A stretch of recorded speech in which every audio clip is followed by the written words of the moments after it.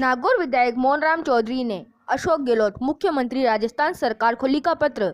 वे उद्यमियों ने पत्रकारों से वार्ता की। पत्र में लिखा, आपके अथक प्रयासों द्वारा राजस्थान के नागौर जिले में 7 औद्योगिक क्षेत्र विकसित करने का दृढ़ निर्णय लिया और उसको मद्देनजर रखते हुए उद्योग मंत्रालय द्वारा 29 दिसंबर 2021 को एक इन्वेस्टर समिट नागौर जिले के हेडक्वार्टर पर संपन्न की गई। उसमें लघु व सूक्ष्म उद्यमियों ने बढ़ चढ़कर हिस्सा लिया। उसके मद्देनजर नागौर रिको ऑफिस द्वारा 8 लाख मीटर से ज़्यादा में करीब 2.6 लाख स्क्वायर मीटर लैंड का ई ऑक्शन द्वारा ऑक्शन प्रक्रिया संपन्न कराई गई। 20 जनवरी 2022 को 5 बजे संपन्न हुई। उसमें छोटे प्लॉट के लिए नीलामी की प्रक्रिया को संपन्न किया गया। उसमें से 60% आवंटित भूखंडों को रिको नागौर द्वारा निरस्त कर दिया गया, क्योंकि इसमें बड़े उद्यमी में दूसरे जिलों के आकर आपकी सोच के ऊपर कुठाराघात करके उच्च अधिकारियों से मिलकर के ये दुष्कृत्य किया गया। उस उद्यमी का एक मेल के आधार पर यह निर्णय रिको के हेड द्वारा छोटे अधिकारियों को प्रताड़ित करके किया गया है। इसका संज्ञान लेवे और उन अधिकारियों के खिलाफ दंडात्मक कार्रवाई करने का निर्देश फरमावे।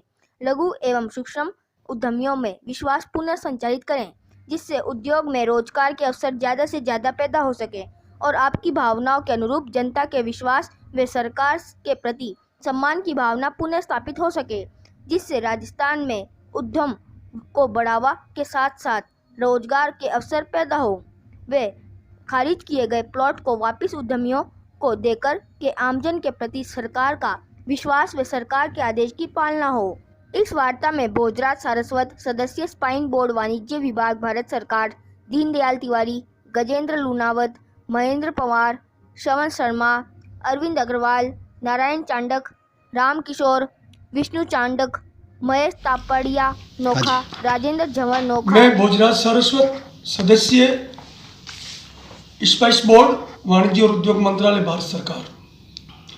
हमने काफ़ी समय तक से रिको से मांग कर रहे हैं कि यहाँ उद्यमियों को ज़मीन की ज़रूरत है और यहाँ जो अगर उद्यमी व्यापारी को भूमि मिले तो यहाँ अच्छा डेवलपमेंट हो सकता है। 2010 से हम इसमें प्रयासरत हैं और ये गोगोड़ा रिको की ज़मीन धीरे धीरे एक्वायर हुई और 12 साल बाद इन्होंने जब रिको का अलॉटमेंट किया तो स्थिति अभी आप 3-4 दिन से सुन रहे हैं कि व्यापारियों के साथ बहुत बड़ा कुटरघात किया है, इनके साथ अन्याय किया है। इसका हम विरोध करते हैं और राज्य सरकार से हम मांग करते हैं कि इस पर पुनर्विचार किया जाए। मामला ये है कि जनवरी 3 से लेकर 17 तक इन्होंने ऑक्शन के लिए ई ऑक्शन के लिए उन्होंने आवेदन मांगा, लोगों ने आवेदन किया और जनवरी 18 से जनवरी 20 के 5 बजे तक इन्होंने ऑक्शन की प्रक्रिया की, जिसमें उद्यमियों ने बढ़ चढ़ कर भाग लिया। 75 भूखंड कुल थे जिन्होंने रिको बेचना चाहता था, उसमें से 71 भूखंडों पर बोली आई और प्रत्येक भूखंड पर 11 को छोड़कर बाकी सब भूखंडों पर 4, 5, 6 से ज़्यादा बिडर रहे। रिको की रिजर्व प्राइस 1200 रुपये थी, लेकिन बिडर इससे ऊपर की बोली लगाए, ये उनकी मंशा थी। तो काफ़ी लोगों ने इस पर 1200 से लेकर 1500 तक बोली लगाई और 35% लोगों ने 1500 से लेकर 3000 तक की बोली लगाई। रिको की बेस प्राइस 1200 रुपये थी और जब अधिकारियों से बात हुई और जिला औद्योगिक सलाहकार समिति में हमने ये मुद्दा रखा तो उन्होंने कहा कि 1200 से ऊपर जो भी बोली आएगी हम सब उद्यमियों को उन सब उद्यमियों को भुगतान देंगे, लेकिन आज रिको ने 1500 से नीचे के जो भूखंड थे उनको निरस्त कर दिया। ये उद्यमियों के साथ अन्याय हुआ। 29 तारीख को इन्होंने एक ये समिट की थी, इन्वेस्टर समिट, जो राजस्थान सरकार का उद्देश्य ये था कि ज़्यादा से ज़्यादा उद्यम लगे। उसमें LOI भी हुए लैंड के लिए, और रिको के अधिकारियों ने और रिको के जो मंत्री थे उन्होंने ये कहा कि हम ज़्यादा से ज़्यादा भूखंड कम रेट में आपको देंगे। उद्यमी उसी आशा के साथ आए, लेकिन अब सब उद्यमी निराश हैं। और अगर इसको रिको वापिस बहाल नहीं करता है तो हम इस आंदोलन को आगे बढ़ाएंगे। इस क्षेत्र में ज़्यादा उद्योग लगे, नागौर का विकास हो। और इन्होंने जब ये ज़मीन एक्वायर की किसानों से तो बहुत कम भावों में की, जिसकी रेट 1 से 1.5 लाख रुपए बीघो थी। अभी इन्होंने रिजर्व प्राइस जो रखी है 1200 रुपये, ये बीघे के करीब 20 लाख रुपए होते हैं। और 1500 रुपये तक अगर रिको नहीं देता है तो 25 लाख रुपए होते हैं। तो मैं सरकार से ये क्वेश्चन करना चाहता हूँ कि रिको का उद्देश्य भूमि बेचना है, भूमाफिया बनना है, या उद्यम स्थापित करना है।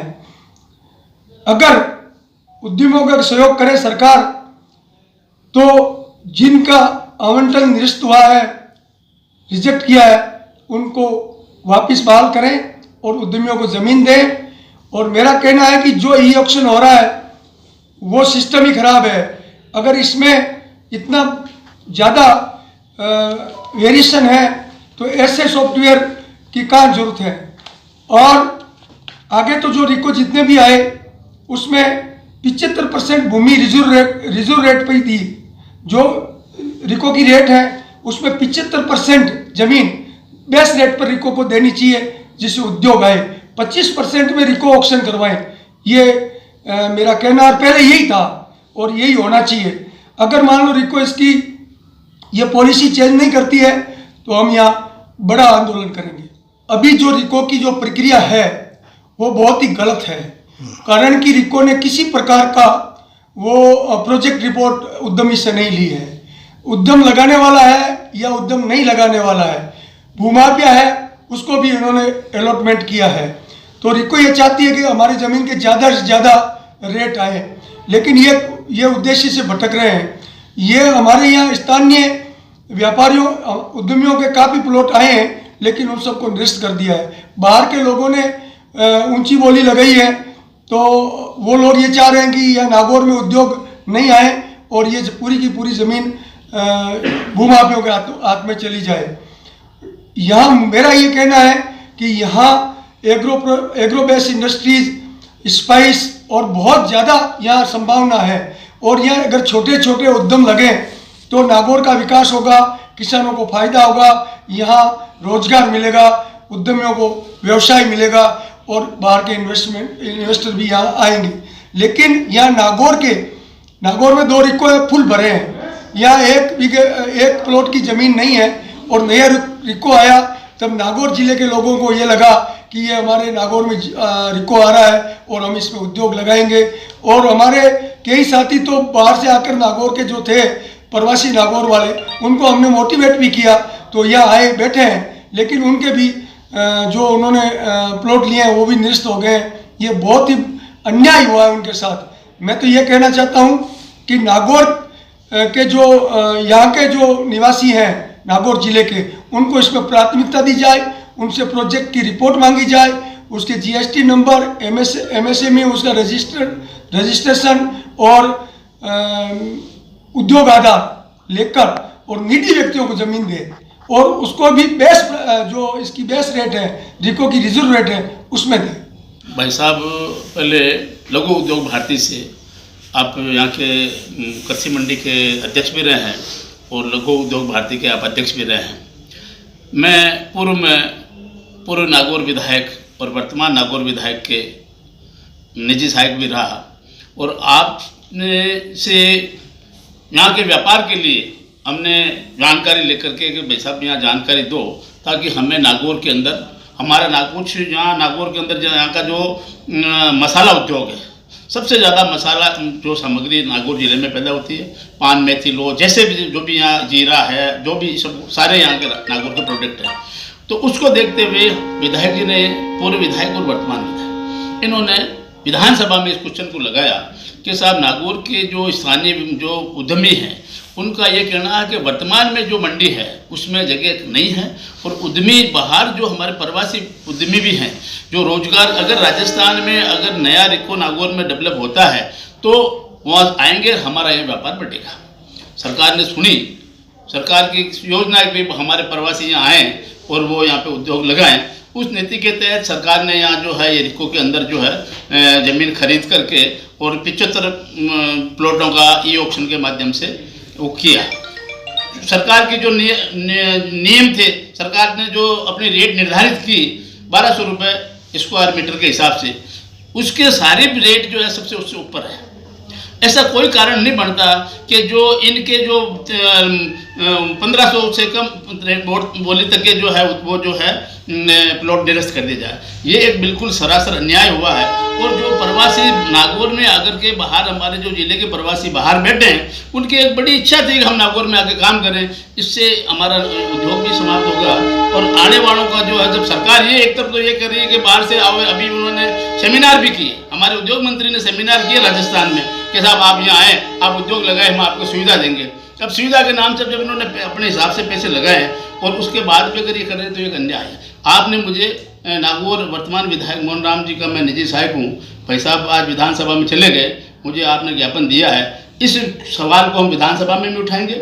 आपने समय जिला कलेक्टर साहब को भी ज्ञापन दिया है, आज माननीय विधायक जी ने मुख्यमंत्री जी के नाम से ज्ञापन भेजा अपना, और हम ये चाहते हैं व्यापारियों की जो मांग उचित है उस पर तुरंत कार्रवाई हो, अन्यथा व्यापारी और किसान जो भी कोई आंदोलन होगा उसके लिए सरकार जिम्मेदार होगी।